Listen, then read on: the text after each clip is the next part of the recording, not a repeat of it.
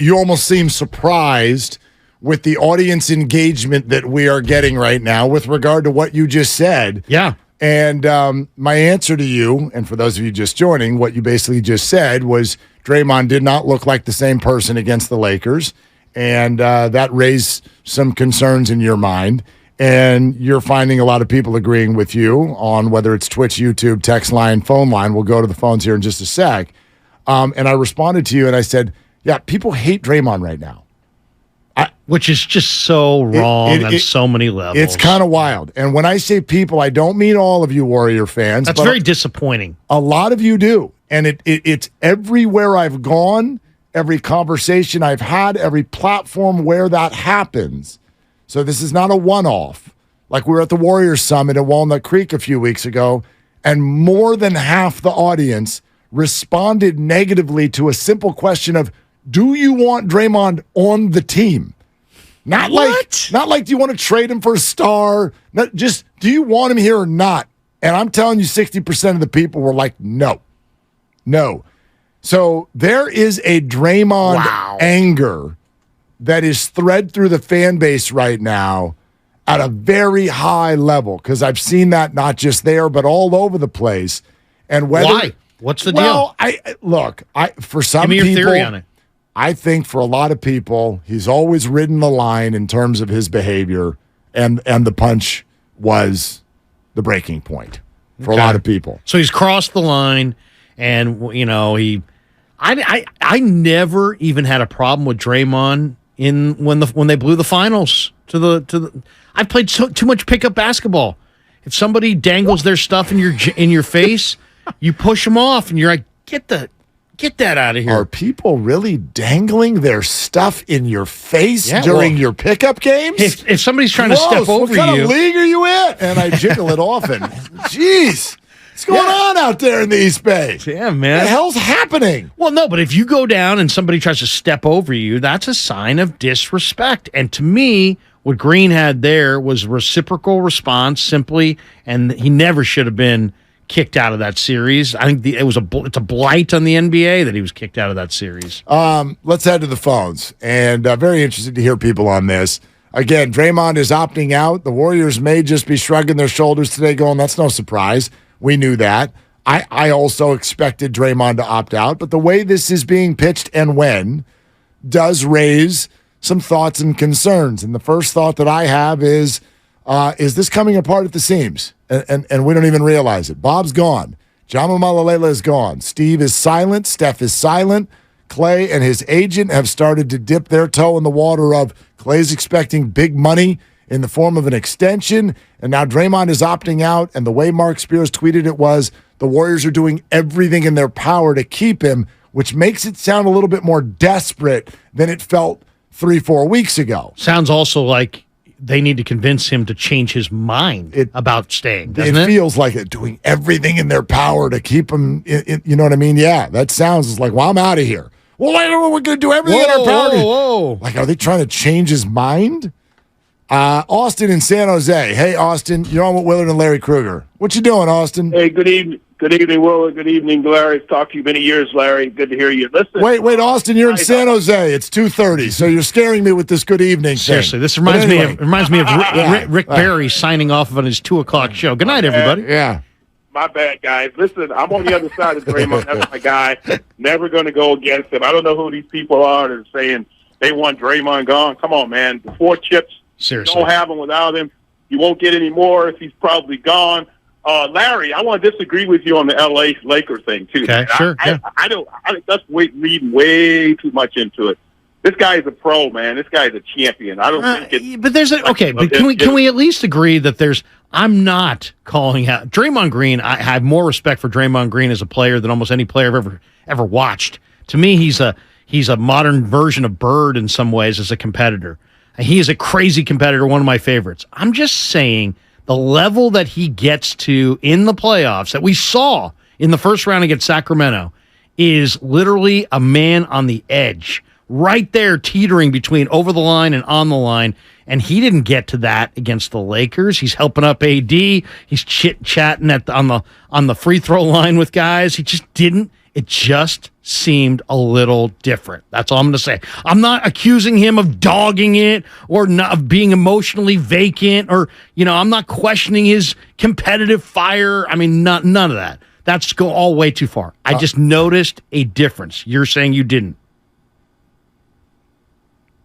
And maybe Austin's gone. Oh, yeah. Austin, you have that? You didn't notice any difference at all? I did, but I think it was more reflective of the overall team right at that point. I think the team didn't have anything left. I mean, it wasn't just about Dre. Fair enough. Who else was playing well at that point? So I think, listen, another thing I wanted to say, guys, is Draymond Green, if he is opting out, I want you guys to tell me what the team looks like next year. Who's the playmaker, okay? They don't have one right now. So everybody's talking about Draymond leaving. That team looks completely different next year if Draymond's down on that team. Well, I mean, Austin could not agree more. I think Steve Kerr agrees with you. He has said that out loud. J.J. Redick said it yesterday on ESPN. I think anybody who knows anything about NBA basketball feels this statement that I'm about to make is true. The Warriors cannot win in the playoffs without Draymond Green. Like they can't do it. He's irreplaceable. Monty Poole came on this show 3 weeks ago, and with the idea of Draymond not being on the team, he goes, the reason I think the Warriors want to keep him is, let's say you did move on from Draymond Green. He goes, what's the next thing you would want to do as the Warriors? He goes, you'd want to go find another Draymond Green. And there aren't any. There's no other players like him. It doesn't mean he's the greatest player in the whole NBA, but he's unique. He's very unique. He's a rim protector and distributor. To me, I'll say this, what it's starting to remind me of a little bit, if this is the way it goes. What was the other big fracture in Warrior history? It was Nelly and Weber. And what was the result of that? Nelly left and Weber left. I could see the result of this being Green leaves and Poole leaves. Absolutely. Well, now that's up to the team. Obviously, Green is not. That's the thing that I think is uncomfortable for everybody now.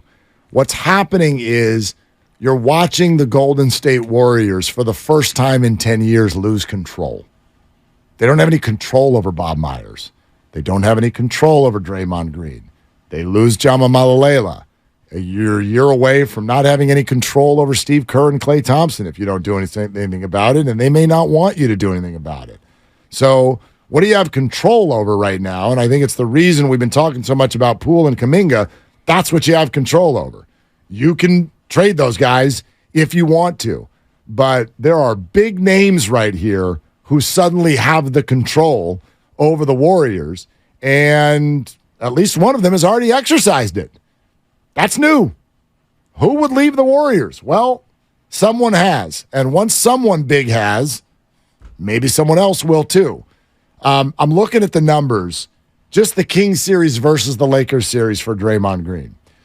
In the Kings series, he averaged 9.5 points per game. Lakers series, 9.3 points per game. So points, about the same. How about assists? In the Kings series, 8 a game. Lakers series, 5.7. It goes way down. Rebounds, 6.2 per game, Kings, 7.7 per game, Lakers. Yeah, I'm not saying anything about maybe you're not talking about stats. Yeah, I'm not talking about stats at all. I'm just talking about Draymond Green is unique. He is a crazy competitor, and he gets to that line. In that Sacramento series, he was right there. It was like every other year. The Lakers series, I didn't sense that same, we gotta have this. I hate my opponent. You kind of feel when you're watching these series that Draymond literally hates his opponent. I don't know if he actually does, but it gives you that feeling. I didn't feel that in the Lakers series. Yeah. It really wasn't about how effective he was and what his stats looked like. I never even really looked at his stats. To me, it's just more of a vibe. The whole series felt sleepy to me. So I'm not even going to disagree with you that he felt sleepy, but he didn't feel like the sleepiest of the sleepy. The whole series felt sleepy. Yeah. They came out in game 1, lost a game they should have been able to win, and we blamed it on the fact that they were exhausted from game 7 2 nights before. Then they come out and get a victory, and then they only win again in game 5 about a week later, and outside of that, they were outplayed. Steph didn't shoot well. Clay really, really didn't shoot well. Jordan Poole was a hot mess for 5 of the 6 games. Andrew Wiggins was just there, kind of disappointing. Kevon Looney, way less of a factor. I could go person by person and feel like all of them were certainly lesser. I get what you're saying. You're talking more about a vibe. I mean, I think the text line is agreeing with me here. 707 says, I'm with Larry on this one. Dre's impact and intensity was way down. That's all I'm really saying. And I'm not even talking about stats at all. Yeah, I'm really just talking about that crazy level that only Draymond gets to. He didn't get to that level against the Lakers. I'm not saying that's why they lost. I'm not saying it has anything to do with scoring, rebounding, distributing, or anything actually basketball related. I'm just talking about intensity and anger and ferocity that just comes screaming out of the TV set when you're watching it. It's like, I've noticed that. That is Green, and that's the way he plays in all these other playoff series except for that last one. I mean, it's an interesting point. And again, I've always looked at him doing that when he feels it's necessary. I actually don't think he does that every game of every playoff Not every series. game, but I think he does it when he feels like it's what his team needs him to do. And at times it has led to him being suspended in the middle of playoff series, which happened in the Sacramento series. OKC, think of some of those right. past series. He just gets to a level. I don't know if he ever felt that in the Lakers series. It's odd because they were losing, but also maybe he didn't see the opening. I don't know. Again, somebody says clutch. Maybe it has something to do with the fact that they're both clutch. I don't know. That's hard. I mean, there's got to be Clutch as an agency's got more people than just those 2 guys. I think it has more to do with. Well, we'll see. But I get the vibe watching that series. Like, Draymond's going to be a Laker next year, isn't he? That's what I felt watching it. We can't rule it out. I will say this. Speaking of the text line, 954 texted in a bit ago, and we are going to play this for you shortly. Because remember, when we're saying Draymond is opting out, at this point, this is just a report. He has not opted out. It is a report from Marc Spears, who's credible. He's very credible, very dialed in. But I think it's important when words come out like that for us to hear them, because the tone matters. Is Draymond's opting out? Or, as expected, Draymond's opting out, and the Warriors are going to be right there, and they're going to try to re-sign him. That still remains the plan. Or is it Draymond is opting out, and the Warriors are doing everything they can to keep him? Do you know what I mean? Those are 2 very different statements, and 954 is texting in that it sounded very nonchalant. So we're going to have that for you here shortly. Okay. I'll say this. Do you think the opt-out is about money? Because money... Everything is. Money can be, hey, Joe pays more money, and now suddenly he's here. Or is it about what's going on with Bob and the changes and the organization and Joe, and I don't know. I think both, but I don't think you can ever discount money. Does Draymond want to leave because he wants to leave, or does Draymond just want the $30 million? He doesn't want to take a $30 million less. Wants to leave. He said as much that he very, very firmly has multiple times said he does not want to leave. So if he's leaving since the Myers decision, has he said that? Yes. Okay. He said it on his podcast. Here's the statement or the conversation. It involves Dunleavy as the new GM as well from Marc Spears, ESPN. Dunleavy already has a strong relationship with head coach Steve Kerr. He's growing in his relationship with co-owner Joe Lacob. As Woj mentioned, he's a 15-year NBA vet. So he played in the league. He was drafted by the Warriors. I'm told that he's already met with Steph Curry and Draymond Green. The Warriors expect Draymond Green to opt out of the final year of his $26 million contract, I'm being told. But Joe Lacob, Dunleavy, like the Warriors, they're going to do everything in their power, if he does as expected, to bring him back. You know, Golden State is also getting calls on Kuminga. They're getting calls on Jordan Poole. They have the 19th pick in the next week's draft. So Mike Dunleavy Jr. isn't getting no training wheels. Oof, okay, that's a lot. And I'll actually agree. A lot there. I'll agree with our texter just on the part about Draymond. It does not sound like he's sounding an alarm. Oh my gosh, Draymond's opting out and the Warriors have their fingernails on his butt and they're trying to stop him from leaving. That's not what it sounded like to me. As expected, Draymond is opting out and the Warriors continue to do the work that we all thought they were going to do. Doesn't mean it's going to happen, but you've already met with, like, if you're Mike Dunleavy and the first thing you do as you become GM is meet with Steph and Draymond, that sounds like a good sign because Steph's not a free agent. That means you're meeting with the two people who are going to have opinions about how you should rebuild this thing going forward. That's the way I take that. Yeah, and also the fact that Draymond had Kerr on his show, he sounded like he was staying. But what if Green says to Dunleavy, "Hey, you know what? I want to come back and finish this thing here, but Jordan's got to go." And what if they've now dialed around to the league because obviously there's several teams looking around and shopping different players. That's what's going on right now. You can tell all around the league. And what if the Warriors are looking at the trade proposals for Poole and they're not good? And then it's like, well, wait a second. Draymond's at the end of his career and he wants us to divest ourselves of this asset, and we're going to only be able to do that if we do it at a loss. Well, so maybe that's a roadblock. Possibly. I don't think if Draymond was like, we should trade Jordan Poole, I don't think that would surprise anybody. I don't think that's going to catch anyone off guard. Do you want to know? If there's no market for Jordan? Well, and he's demanding that. Now, hold on. That was one of the other keys I just took from what Marc Spears just said. Did you hear the interesting quirk? Not the Warriors are talking to other teams about Jordan Poole. The Warriors are receiving calls about Jordan Poole. Not they're making calls, they're receiving calls. That means other people are interested in Jordan Poole. Sounds like the Trey Lance conversation all over again. I mean, we're not shopping Trey. We're listening to calls. And yes, those are words from a reporter that could have been fed to him.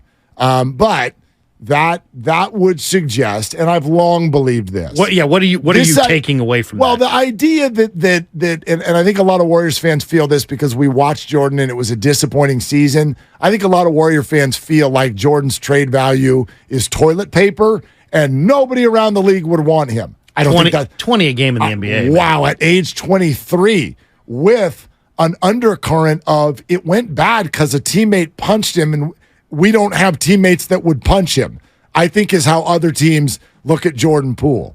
You know, he is not a finished product. That kid's going to get better.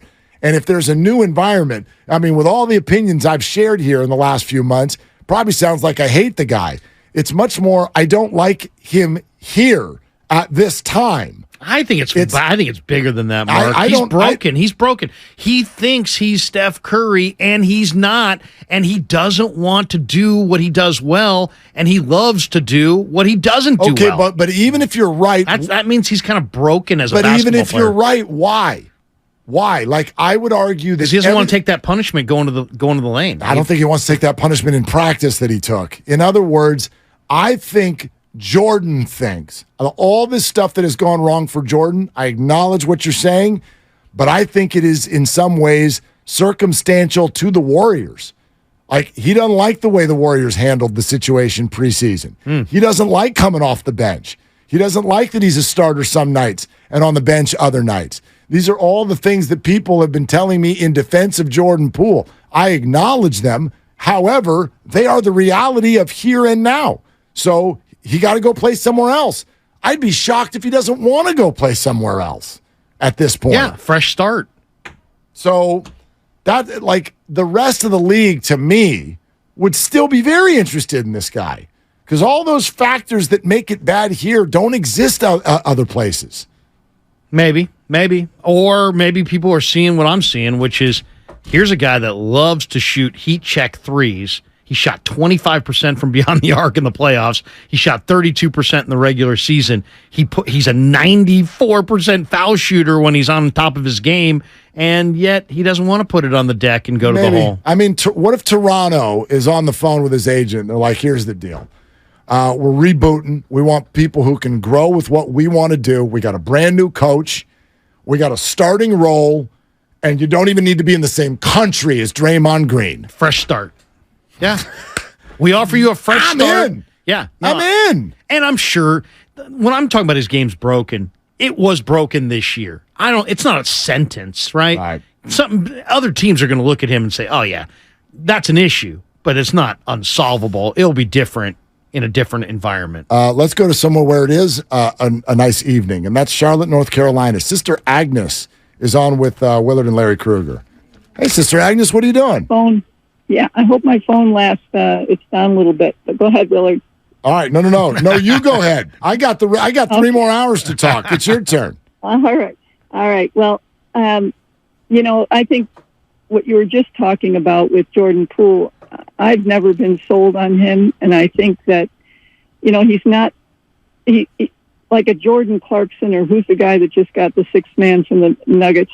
He Bruce will Brown. never accept his role. Like you said, he thinks he's Steph Curry, and he's given up the work ethic. And so I don't think it was the punch so much. What matters with the punch is the Draymond Green. I don't hate anybody, especially a basketball player. So my concern with Draymond is he's allowed himself to be manipulated by LeBron James. LeBron James will do anything to win. And I know that any competitive player will do anything to win. But remember, Tristan Thompson on Draymond Green's podcast told him the deep, dark secret of how they were able to do a comeback with the 3-1. And they were searching for Achilles heel. And Draymond is an Achilles heel for a team. If like Larry said, if he doesn't play up to his potential or to his animus, his whole energy, it affects the whole team. And so Draymond not playing hard is different than Clay not playing hard. And I just think he has affected the Warriors. I mean, you could say, okay, without Draymond, we don't get 4 championships. But with Draymond, we lost 2 of them. So I'm kind of fed up with his antics. Yeah. His stream of consciousness. But Sister Agnes, I think you got a lot of people who agree with you, but to me, that's an interesting way to look at life. They've got a dynasty, and they went to 6 finals. They win 4 of them. You could blame him for the 2 losses, and you're like, I can't believe it. They lost 2 finals without Draymond. They're not even there without him. They don't win any without him. The good outweighs the bad, I guess is what I'm saying, in a major, major way. And I don't buy that Draymond Green didn't play hard. I just don't like. No. Was it perfect? And I'm not saying that. Yeah, I don't buy that he didn't play hard.